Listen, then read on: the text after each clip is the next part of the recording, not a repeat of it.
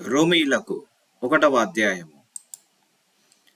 యేసుక్రీస్తు దాసుడను అపోస్తలుడుగా నుండుటకు పిలువబడిన వాడును, దేవుని సువార్త నిమిత్తము ప్రత్యేకింపబడిన వాడునైన పౌలు రోమాలో ఉన్న దేవుని ప్రియులకందరికీ, అనగా పరిశుద్ధులుగా ఉండుటకు పిలువబడిన వారికందరికీ శుభమని చెప్పి రాయున్నది.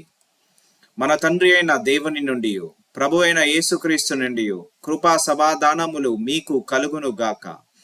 దేవుడు తన కుమారుడును మన ప్రభువనైన యేసుక్రీస్తు విషయమైన ఆ సువార్తను పరిశుద్ధ లేఖనములయందు తన ప్రవక్తల ద్వారా ముందు వాగ్దానము చేసెను. యేసుక్రీస్తు శరీరమును బట్టి దావీదు సంతానమును గాను మృతులలో నుండి పునరుత్థానుడనైనందున పరిశుద్ధమైన ఆత్మను బట్టి దేవుని కుమారుడుగాను ప్రభావముతో నిరూపింపబడెను. ఈయన నామము నిమిత్తము సమస్త జనులు విశ్వాసమునకు విధేయులగునట్లు ఈయన ద్వారా మేము కృపను అపోస్తలత్వమును పొందితిమి. మీరును వారిలో ఉన్నవారై యేసుక్రీస్తు వారుగా ఉండుటకు పిలువబడి ఉన్నారు.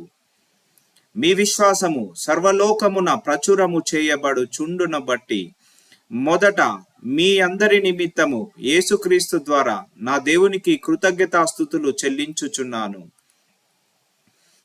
ఇప్పుడు ఎలాగైనను ఆటంకము లేకుండా మీ వద్దకు వచ్చుటకు దేవుని చిత్తము వలన నాకు వీలు కలుగునేమో అని నా ప్రార్థనయందు ఎల్లప్పుడూ ఆయనను బతిమాలుకు మిమ్మును గూర్చి ఎడతెగక జ్ఞాపకము చేసుకొనుచున్నాను. ఇందుకు ఆయన కుమారుని సువార్త విషయమై నేను నా ఆత్మయందు సేవించుచున్న దేవుడే నాకు సాక్షి. మీరు స్థిరపడవలనని, అనగా మీకును నాకును కలిగి ఉన్న విశ్వాసము చేత, అనగా మనము ఒకరి విశ్వాసము చేత ఒకరము ఆదరణ పొందవలెనని, ఆత్మ సంబంధమైన కృపావరమేదైనను మీకిచ్చుటకు మిమ్మును చూడవలెనని మిగుల ఆపేక్షించుచున్నాను. సహోదరులారా, నేను ఇతరులైన అన్యజనులలో ఫలము పొందినట్లు మీలో కూడా ఫలమేదైనను పొందవలెనని అనేక పర్యాయములు మీ యొద్దకు రానుద్దేశించి తిని, గాని ఇది వరకు ఆటంకపరచబడి తిని. ఇది మీకు తెలియకుండుట నాకిష్టము లేదు. గ్రీసు దేశస్థులకును గ్రీసు దేశస్థులు కాని వారికిని, జ్ఞానులకును మూఢలకును నేను రుణస్థుడను కాగా, నా వలనైనంత మట్టుకు రోమాలోని మీకును సువార్త ప్రకటించుటకు సిద్ధముగా ఉన్నాను. సువార్తను గూర్చి నేను సిగ్గుపడవాడను కాను. ఏలైనగా నమ్ము ప్రతివానికి, మొదట యూదునికి గ్రీసు దేశస్థునికి కూడా రక్షణ కలగజేయుటకు అది దేవుని శక్తి అయి ఉన్నది.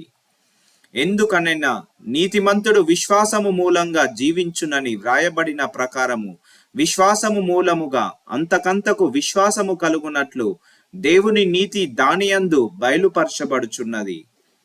దుర్నీతి చేత సత్యమును అడ్డగించు మనుషుల యొక్క సమస్త భక్తిహీనత మీదను దుర్నీతి మీదను దేవుని కోపము పరలోకము నుండి బయలుపరచబడుచున్నది.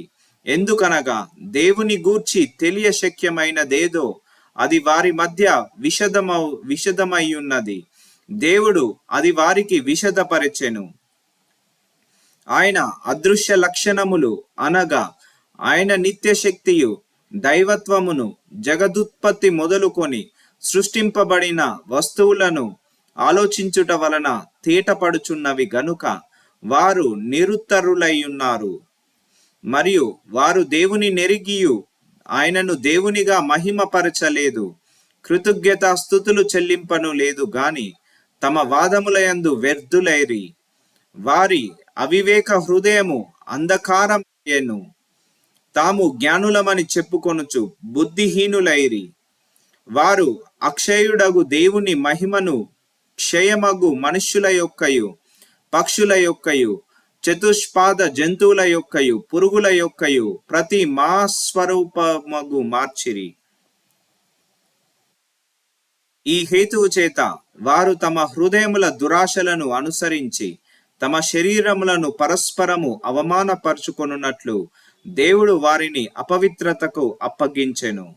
అట్టివారు దేవుని సత్యమును అసత్యమునకు మార్చి సృష్టికర్తకు ప్రతిగా సృష్టమును పూజించి సేవించిరి. యుగముల వరకు ఆయన స్తోత్రార్హుడై ఉన్నాడు. ఆమెన్. అందువలన దేవుడు తుచ్చమైన అభిలాషలకు వారిని అప్పగించెను. వారి స్త్రీలు సైతము స్వాభావికమైన ధర్మమును విడిచి స్వాభావిక విరుద్ధమైన ధర్మమును అనుసరించిరి. అటువలే పురుషులు కూడా స్త్రీ యొక్క స్వాభావికమైన ధర్మమును విడిచి పురుషులతో పురుషులు అవాచ్యమైనది చేయుచు తమ తప్పిదమునకు తగిన ప్రతిఫలము పొందుచు ఒకరి ఎడల ఒకరు కామతప్తులైరి. మరియు వారు తమ మనస్సులో దేవునికి చోటియనొల్లకపోయిరి గనుక చేయరాని కార్యములు చేయుటకు దేవుడి భ్రష్ట మనస్సుకు వారిని అప్పగించెను. అట్టివారు సమస్తమైన దుర్నీతి చేతను, దుష్టత్వము చేతను, లోభము చేతను, ఈర్ష్య చేతను నిండుకొని మత్సరము, నరహత్య, కలహము, కపటము, వైరమను వాటితో నిండిన వారై కొండెగాండ్రను, అపవాదకులను, దేవద్వేషులను, హింసకులను, అహంకారులను, బింకములాడువారును, చెడ్డవాటిని కల్పించువారును, తల్లిదండ్రులకు అవిధేయులను, అవివేకులను, మాట రాగరహితులను, నిర్దయులై ఉన్నారు. ఇట్టి కార్యములను అభ్యసించువారు మరణమునకు తగిన వారు అను దేవుని న్యాయ విధిని వారు బాగుగా ఎరిగియుండియు వాటిని చేయుచున్నారు. ఇది మాత్రమే గాక వాటిని అభ్యసించు వారితో సంతోషముగా సమ్మతించుచున్నారు.